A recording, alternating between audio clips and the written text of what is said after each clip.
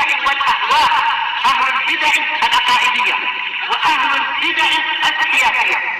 نقول بيننا وبينكم السلف، بيننا وبينكم الكتب، كان فيقول البدع بيننا وبينكم. Bismillahirrahmanirrahim. Qala Imam Nawawi rahimahullahu taala. Kita sudah masuk ke bab pertama dari Kitabus Salam atau bab yang ke-131, dan kita sudah membahas ayat yang ke-27 dari An-Nur. Sekarang masuk kepada ayat 61 yang disebutkan oleh Imam Nawawi. Wa qala ta'ala فَإِذَا دَخَلْتُمْ بُيُوتًا فَسَلِّمُوا عَلَى أَنفُسِكُمْ تَحِيَّةً مِنْ عِنْدِ اللَّهِ مُبَارَكَةً طَيِّبَةً. Kemudian apabila kalian memasuki suatu rumah, maka ucapkanlah salam kepada dirimu sendiri sebagai suatu penghormatan dari sisi Allah yang diberkahi dan baik. Kalau ayat yang sebelumnya itu disebutkan rumah yang selain rumah kalian. Adapun kalau ayat 61 ini umum, itu rumah kita sendiri atau bukan rumah kita, rumah orang tua kita sendiri atau anak kita, tetap kalau masuk rumah itu mengucapkan salam. Tujuannya apa? Agar mendapatkan keberkahan dan kebaikan dari sisi Allah Ta'ala. Allah menyebutkan kalimat umum. Fa'idha, kita tahu idza di sini adalah idza syartiyah dan dia isim, dia dzaraf. Dan sighatus syarat ini laha mafhumut tiqrar, memiliki pemahaman pengulangan, yaitu setiap kali, bukan salam berulang-ulang. Salam berulang dalilnya lain, tapi setiap kali memang kalian masuk rumah maka ucapkanlah salam. Ini umum. Walaupun nanti khilafnya adalah gimana kalau sekedar keluar rumah meludah untuk buang kahak mungkin di tanah kemudian masuk lagi, lebih selamanya kita salam, dan itu demi kebaikan sendiri dan kebaikan ahli keluarga di dalam rumah itu dan sebagainya. Tidak rugi juga kita salam dan tidak berat. Kemudian buyutan, yaitu ini nakirah fi siyaqi syarat tufidul umum, ya umum, rumah manapun. Sama saja rumah besar, rumah kecil, rumah mewah atau rumah yang biasa saja, dan sama saja rumah sendiri atau rumah orang lain, maka dalilnya memang umum. Fasallimu ala anfusikum, maka ucapkanlah salam kepada diri kalian sendiri. Terjadi perselisihan di kalangan ulama, apa makna salam pada diri sendiri? Sebagian mengatakan yaitu salam kepada ahli rumah, orang-orang yang di dalam rumah itu, karena mereka hakikatnya adalah satu kesatuan dengan kita. Innamal mu'minuna ikhwah, hanyalah kaum mukminin ini bersaudara. Sebagaimana juga bahwasanya mukmin itu adalah satu badan. Masalul mu'minina fi tawadihim wa tarahumihim wa ta'atufihim masalul jasad. Perumpamaan kaum mukminin dalam sikap saling cinta, saling sayang dan saling tolong itu seperti satu badan. Juga sebagaimana dalam ayat yang lain Allah mengatakan wala talmizu anfusakum, jangan kalian menyindir-nyindir diri kalian sendiri. Maksudnya menyindir teman, tapi karena teman itu adalah satu agama dengan kita, hakikatnya menyindir diri sendiri. Lagi pula keburukan yang ada pada keumuman manusia ada juga pada kita. Jadi istilah anfusikum menurut tafsir pertama yaitu kepada orang-orang yang ada di situ. Nah, yang lain mengatakan kalau ternyata rumah itu kosong, seperti dalam ayat yang lain ghaira maskunah, tidak ditinggali, bagaimana? Apakah juga salam? Iya, tetap salam karena dalilnya umum. Allah tidak mengatakan rumah yang berisi, tapi umum rumah. Lalu bagaimana mempraktekkan ini? Sebagian mengatakan yaitu menyebutkan lafaz yang umum. Assalamu alaina wa ala ibadillahi sholihin, dan ini tafsir dari sebagian sahabat. Semoga keselamatan tercurah kepada kami dan kepada para hamba Allah yang soleh. Dan ini juga pendapat yang bagus dari para salaf. Kalau memang sepertinya rumah ini kosong, kita misalkan salam, kita sudah masuk misalkan, kita salam seperti dalil ayatnya kepada dirimu, berarti apa? Ya udah assalamu alaina. Ditambah dengan wa ala ibadillahi sholihin. Lagi pula hakikatnya tetap aja ada yang di dalam rumah itu dari kalangan jin. Mereka juga saudara kita, jin-jin muslim. Jadi tetap saja ada yang akan mendapatkan salam itu. Dan boleh jadi ada malaikat, mereka juga mendapatkan salam. Jadi tidak ada ruginya sama sekali kita salam. Baik. Lalu mana yang betul? Assalamualaikum kah? Assalamu alaina. Misalkan tempat itu kosong, dua-duanya tidak masalah. Karena tetap akan ada yang mendapatkan dari hasil doa salam tadi. Tahiyatan min indillah, sebagai suatu penghormatan. Tahiyah yaitu penghormatan dari sisi Allah. Tahiyah maknanya penghormatan. Cuma ada yang menanyakan, kenapa penghormatan dinamakan dengan tahiyah? Kata sebagian ulama, ini akar kata dari apa? Hayya yuhayyi, yaitu mendoakan kehidupan. Karena hakikatnya penghormatan itu adalah untuk mendoakan kehidupan yang baik. Namanya assalamualaikum, kehidupan biar apa? Selamat dan seterusnya. Mubarakah. Tayyib, ini naat kedua. Naat pertama tadi min indillah. Kita tahu jar majrur di sini muta'alliq bi na'tin. Atau dia kalau menurut Kufiyun adalah syibul jumlah sebagai naat itu sendiri. Jadi penghormatan yang sifatnya apa? Dari sisi Allah. Ini penghormatan yang nilainya tinggi.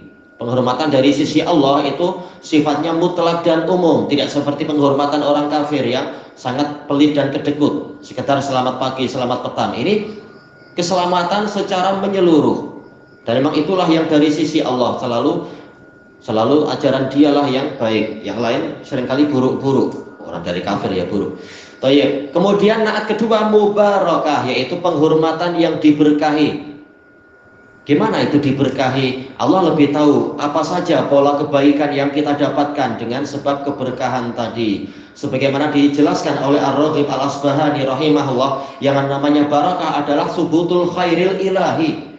Pastinya kebaikan yang datang dari sisi Allah. Jadi bukan kebaikan makhluk, tapi bahkan kebaikan dari sisi Allah, bukan kebaikan dari sisi makhluk. Maka pasti itu baik dari sisi kesehatan, kekuatan, makanan, minuman, kesejahteraan, ketentraman, tetapnya akal dan sebagainya. Ini adalah di antara contoh-contoh keberkahan.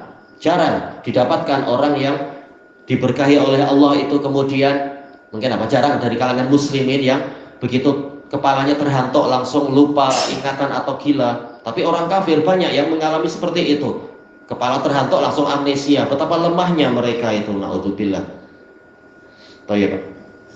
Atau ada masalah sedikit langsung akalnya kacau, langsung masuk hospital untuk orang-orang gila. Jarang muslimin yang seperti itu, kecuali muslimin yang memang jauh dari agama Allah.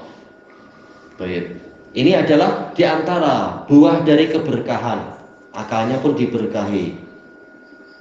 Thayyibah, ini naat yang ketiga, yaitu yang bagus. Bukan penghormatan biasa, tapi penghormatan yang bagus. Jelas Allah Ta'ala menyebutkan nasihat ini adalah agar kita bersemangat menebarkan salam. Dan balasan itu sesuai dengan jenis amalan. Kita akan mendapatkan balasannya, mendapatkan pahala 10 kali atau bahkan mungkin sampai 30 kali dan seterusnya dari hasil salam kita. Dan juga akan ada yang menjawab sebagaimana dalam dalil-dalil yang lain. Kalau tidak ada yang menjawab, maka malaikat yang menjawab. Jelas doa malaikat lebih baik daripada doa kita. Maka tetap yang namanya salam islami itulah yang bagus, itulah yang diberkahi. Tidak rugi sama sekali orang menebarkan salam islami ini, walaupun di rumah yang nampak kosong itu. Baik. Kemudian kita masuk kepada pembahasan ayat ketiga, yaitu ayat An-Nisa 86.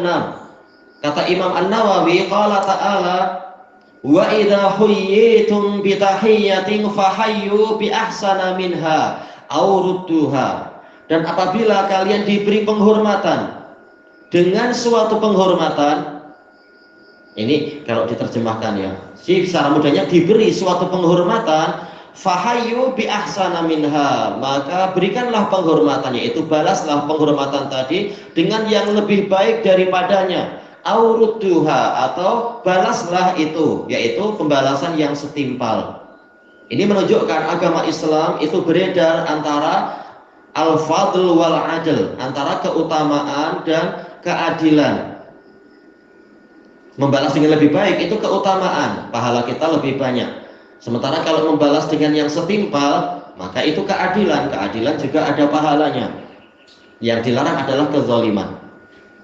Baik, itu pembahasan yang pertama terkait dengan ayat ini. Pembahasan yang kedua adalah yaitu lafadznya umum. Idza huyyitum bitahiyyah. Apabila Anda diberi suatu penghormatan, ini nakirah fi siyaqi syarat tufidul umum. Berarti bagaimana kalau dia umum, ya disikapi dengan umum. Kalau assalamualaikum, balasan minimalnya adalah waalaikumsalam. Jangan sekitar waalaikum. Tak boleh, karena ini berarti apa? Nanti kurang dari keadilan. Kalau kita ternyata dia menghormati kita dengan assalamualaikum warahmatullah, maka balasan minimalnya adalah waalaikumsalam warahmatullah, dan seterusnya. Karena apa? Ayatnya umum, maka pembalasannya juga bersifat umum, yaitu setimpal atau yang lebih baik lagi. Sebagian ulama mengatakan karena ayat ini umum, maka dia bukan hanya berlaku untuk suatu ucapan salam. Karena tahiyat, penghormatan itu bukan hanya dengan salam. Terkadang orang menghormati kita dengan apa? Mungkin dengan cara tatkala menerima tamu, memberikan tahiyat kepada kita dengan tahiyat yang bagus, penghormatan yang bagus. Maka hendaknya kita suatu saat membalasnya juga dengan cara yang bagus, yang setimpal atau lebih baik. Terkadang dengan kata-kata yang bagus, bukan salam, tapi ya bukan sekedar salam, tapi penghormatan yang lain. Nah, kita balas dengan cara yang sama atau yang lebih baik lagi. Segala bentuk tahiyat tidak selalu assalamualaikum, tetapi boleh jadi berupa yaitu hiburan-hiburan yang baik, penghormatan yang baik, seperti yang misalkan apa dicontohkan oleh para malaikat, marhaban bih fani'mal maji'u ja. Tatkala peristiwa Isra Mi'raj, selamat datang bagi dia, ini adalah sebaik-baik ketibaan dari orang yang datang. Nah, kalau kita dikatakan marhaban, kita jawab apa? Marhaban juga, misalkan. Oh ya, marhaban bikum, kita katakan marhaban, misalkan. Intinya kita kasih kalimat yang sama atau yang mendekati makna yang sama. Apa makna marhaban? Ini adalah masdar mimi. Ada yang mengatakan ini adalah maf'ul bih, yaitu sodaftum rahban, kalian mendapatkan kelapangan. Nah, kita doakan dengan kalimat yang sama, marhaban, yaitu Anda juga mendapatkan kelapangan. Oh ya.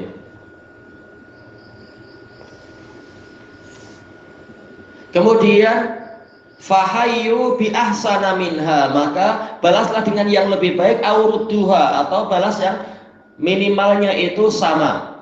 Ini dibahas oleh Al-Imam Ibnu Muflih Al-Hambali di dalam kitab beliau Al-Adabus Syar'iyyah, yaitu apa? Suaranya.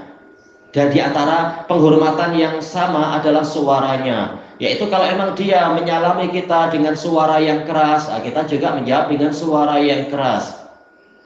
Baik. Sebagaimana di dalam hadis tatkala ada orang Badui manggil Nabi dari kejauhan. Badui mungkin apa bahasanya agak kasar, namanya Badui. Sampai-sampai suaranya tidak terlalu jelas. Karena apa? Suara yang kasar dari jauh. Tapi Rasulullah tahu dia sedang memanggil. Maka Nabi pun menjawab dengan suara yang keras, Ha'um. Kata para pensyarah, yaitu Nabi ingin menjalankan ayat ini dengan bahasa yang sama, yaitu dengan pola yang sama. Maka demikian pula tatkala kita disalami dengan suara yang kita dengar, hendaknya kita menjawab juga dengan suara yang dia dengar. Tidak seperti yang dilakukan di sebagian pondok dari ada dulu waktu anak masih ngaji di pondok di Jawa itu, sebagian senior ketika kita salami dia nampak diam aja. Tatkala kita tanya, kenapa nggak jawab? Dah saya nggak jawab. Tapi apa? Tapi saya nggak dengar. Ya saya memang pelan-pelan jawabnya. Nah itu tak boleh, karena orang yang ini sudah menghormati kita dengan suara yang dia curahkan, yaitu sampai orang lain dengar, sampai orang yang disalami dengar. Maka mestinya yang disalami juga mencurahkan suaranya, sehingga yang menyalami mendapatkan balasan yang sama. Karena hukum sesuai dohirnya, nanti dohirnya dia nggak menjawab karena saya tidak dengar. Kita menyalami dia dengan suara yang sampai dia dengar, sehingga dia tahu dia sedang dihormati. Mestinya dia juga menjawab dengan setimpal agar kita juga tahu kita dihormati oleh dia. Karena ini dalilnya umum. Auruduha, balas yang setimpal. Bagaimana kita tahu kita dibalas sementara dia tidak menjawab dengan suara yang didengar? Tayyib, hukum sesuai dengan dohirnya tanpa ada qarinah dohir yang lain. Makanya di dalam riwayat Imam Muslim, tatkala Rasulullah SAW datang ke sahabat Ansar, kemudian Rasulullah mengatakan Assalamualaikum a'adkhul. Setelah sampai 3 kali, maka Rasulullah pulang. Beliau mengatakan qad qadaina ma alaina. Kita telah menunaikan apa yang menjadi kewajiban kita, yaitu salam 3 kali kemudian pulang. Dohirnya yaitu apa? Tidak ada jawaban. Hukum dohir. Nah, kemudian barulah sahabat itu keluar mengatakan, wahai Rasulullah, saya dengar salam Anda tapi saya jawab pelan-pelan. Tapi Rasulullah menghukumi apa? Itu belum menjawab karena buktinya Rasulullah pulang. Menunjukkan bahwasanya hukum sesuai dohirnya. Dohirnya tidak terdengar jawaban, berarti ya sudah, kita pulang setelah 3 kali itu. Cuma sahabat ini menyampaikan udzur, yaitu kami ingin mendapatkan salam Anda sampai 3 kali. Sila-sila datang wahai Rasulullah. Ingin dapat doa sampai 3 kali. Ya jelas itu menyusahkan juga sebenarnya. Sementara sahabat yang lain tidak berbuat macam itu. Tapi cuma ini keinginan sahabat yang itu sendiri. Yang lain tidak mencontohkan macam itu. Nabi juga tidak mencontohkan macam itu, membuat orang susah.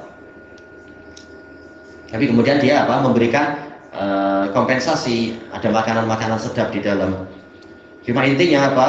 Yaitu dohir ayatnya menyuruh untuk menjawab sesuai dengan apa yang diberikan pada kita. Dia berikan pada kita yaitu jawaban, dia memberikan kepada kita suara yang jelas, hendaknya kita juga memberikan pada dia suara yang jelas.